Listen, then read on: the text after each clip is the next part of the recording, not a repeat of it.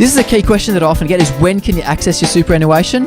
And there was a question earlier about preservation age. So the preservation age is different depending on your date of birth. If you're born before the 1st of July 1960, then your preservation age is 55. But we're now starting to reach those people that are born in the next age bracket, so July 1960 to 30th of June 1961, where the preservation age starts to increase.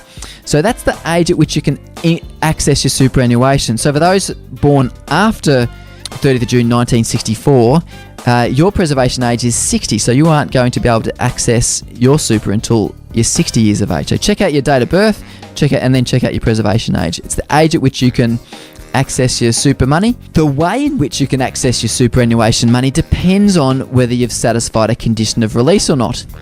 If you have reached your preservation age, so this age over here, and you are below 60 years of age, you can satisfy a condition of release if you've ceased in gainful employment and you need to declare at that point in time that you are not going to return to gainful employment. That satisfies a condition of release. Under age 60, you've ceased work and you don't intend to work again. The work test is actually working less than 10 hours a week. So you can work up to 10 hours a week and still be considered retired. That's the level of work that you're allowed. So under 60, that's the rules for a condition of release. If you have reached 60 years of age, it's slightly different rules. You just need to have ceased a form of employment. You don't need to declare that you're never intending to return to the workforce. So there's slightly different rules between under 60 years of age and 60 plus. There is a catch-all that if you're 65 years of age, that's just a standard condition of release. You become fully eligible to access your superannuation money. Now, so in what formats can you access your super money based on these two things? That's the next question. So depending on whether you've satisfied your condition of release or not, depends on whether you can access lump sums or whether you can access only through pension payments. So you can access lump sums from your superannuation. This is large payments from your super, large withdrawals. If you have reached a preservation age, those ages that we had on the previous slide, and retired or turned 65 years of age.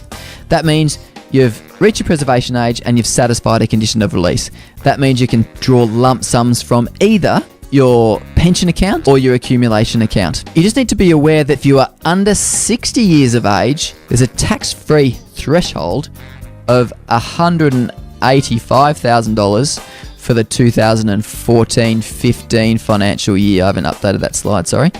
$185,000 for the 14-15 financial year. So if you're under 60, you've reached your preservation age, satisfied the condition of release, you can draw up to $185,000 and there's no tax implications. That's a lifetime limit, so just make sure that you haven't drawn anything previously.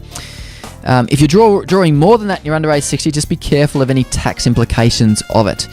Now, if you have reached your preservation age and not met a condition of release, that is, you're under 60 and you might have retired, but you think you might go back to the workforce, or you can't declare that you're not going back to the workforce, you can only start what we call a non-commutable account-based pension. This means that you can draw pension amounts from it up to 10% of the balance of the fund. So if you've got $100,000, so you've reached your preservation age, but you're still working, you've got $100,000 in your pension account, you can move that $100,000 to your pension phase, and you can draw up to 10% of it, or in this case, $10,000 from the account. But you can't draw more than that. You can't draw lump sums, you can't draw more than that. You are limited to that. If you've reached your preservation age and met a condition of release, then you can start an account-based pension, and you can draw lump sums from it, you can draw pension payments from it. So I hope that explains when you can draw lump sums and when you can only draw it in the form of a pension. When you are in pension phase, there are minimum amounts that you need to draw from your pension account each year.